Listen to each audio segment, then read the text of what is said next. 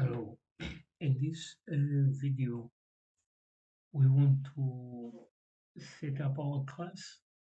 So in setting up the class here, we are going to make the directory first, and the directory will be called by class. So if I list down, you see that we have got a class called PyClass, a folder rather called PyClass. So we'll go into that folder. So as you can see, there is nothing in there. So what we aim to do is we want to put our files and rather the tools which will be in the file format into different buckets, but these buckets will be the according to the build or current build system. So you've got the first folder which I'll make directory. The folder will be 001, then put white belt, then we'll do enter. So this folder we just made, we are going to keep all the lab environments we want to set up. So all the tools for that will go into the white belt. So what I'll do here is just clear the screen, list the file folders again. So just type in all the folders, then we'll go into the folders and show you how you could use this to keep track of what tools are where. So I'll pause the video. When I return back, we should complete all the folders we need.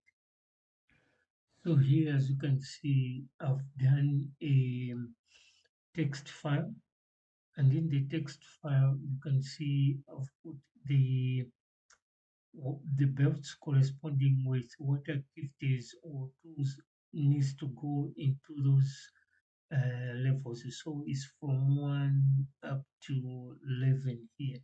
So to save this, I'll just do Control C. So it's Control C, Y for yes, then enter. So if I do cut readme, then you see it comes. So for me, I'm using an editor called Nano. So to provoke the Nano, all you do is type Nano, tag C for counting the lines, then the name of the file here, which is readme text, then press enter in your in. Then you can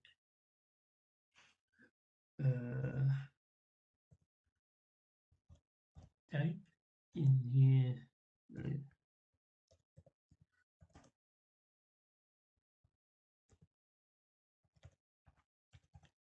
so you can type like anything you want as in text format, then you do Control X, then Y for yes, then you just press enter to make sure that the changes you want are done. So clear the screen, then we'll list.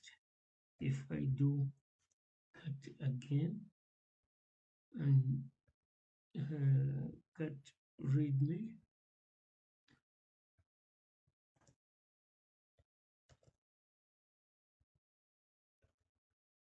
let's do it properly.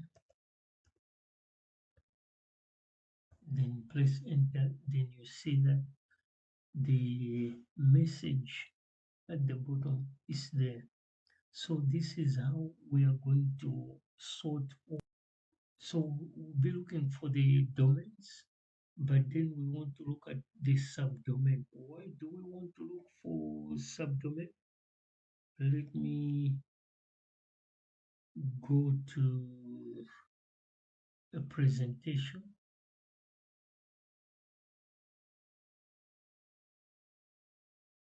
So in this presentation here, we want to look at the certificate authority, the TLS or SSL, which is the encryption, and the log saver. So the certificate authority here allows us that when we are on a browser, we are using HTTPS in encrypting our information from where we are with the private key, and the one who is going to view that web server is going to use his public key to decrypt it, so that the message here is encrypted and is safe. No one is tampering with it. So there is a change in how the certificate are logged and followed by using a log saver here. So this is the traditional example where we have got the example.com into the current web browser. So the certificate authority, once they issue this in here, there is no record of how the certificate is doing in the browser for the client. So they introduced to verify the certificate using the log saver here. Now this log saver, which logs the certificate and how the certificate is done, is the one we want to use to collect the subdomain information without using brute force. So this is what we are going to go into and try to search for subdomains using this new technique.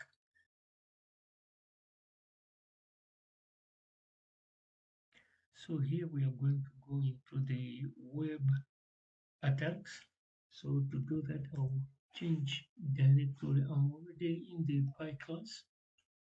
Now looking at my guide here, web attacks are on Redbird, which is 8. So we have to do this into that folder. So I'll go here, change directory, then I'll go into 008, enter.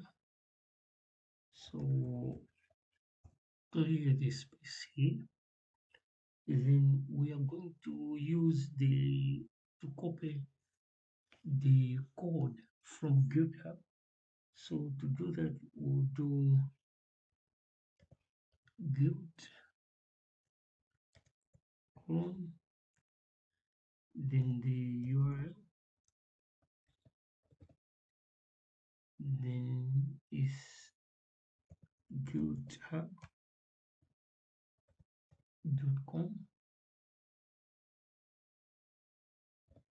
slash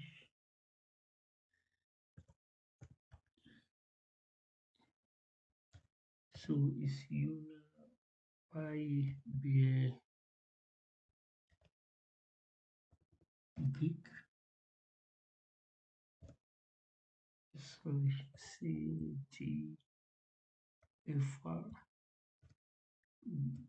guild, then enter.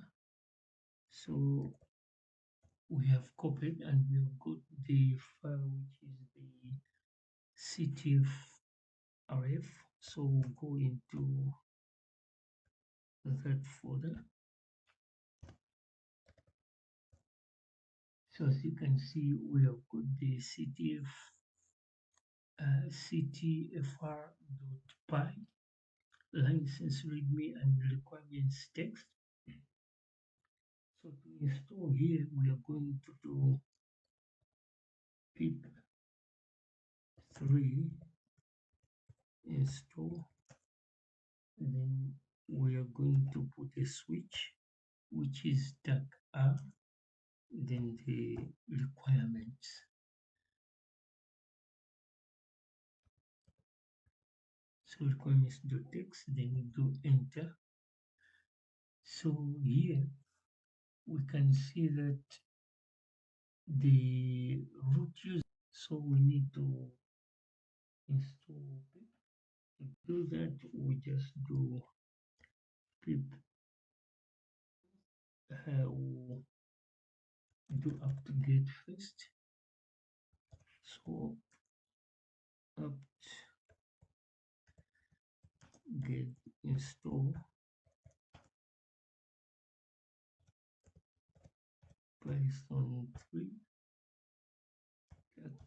pip. So pip3 is already installed and this is the new version.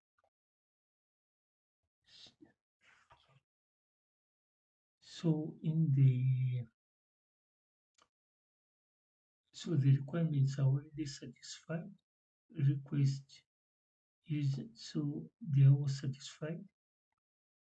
So what we need to do here is everything is okay. So let's do clear, then list again, then change the permissions for ctfr.py. So do chmod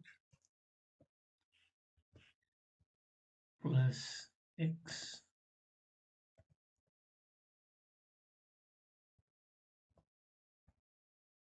ctfr.py, then you do enter. So when we list, you see it has changed color. So for us to find some subdomain, we could do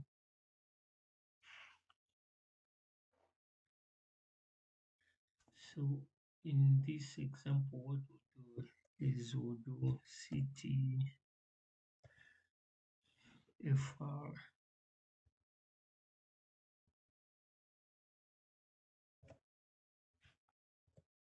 .py. So we want to get all the subdomain for starbucks.com. Then we just press enter. So here why is complaining that the command it can't find, because we need to execute this with Python. So we just type here Python and we are using version 3. There we are. So we have managed to execute the program, and here it's looking for starbucks.com. As you can see here, the cursor is just waiting. So in a moment we should see the Starbucks subdomains. So here we are.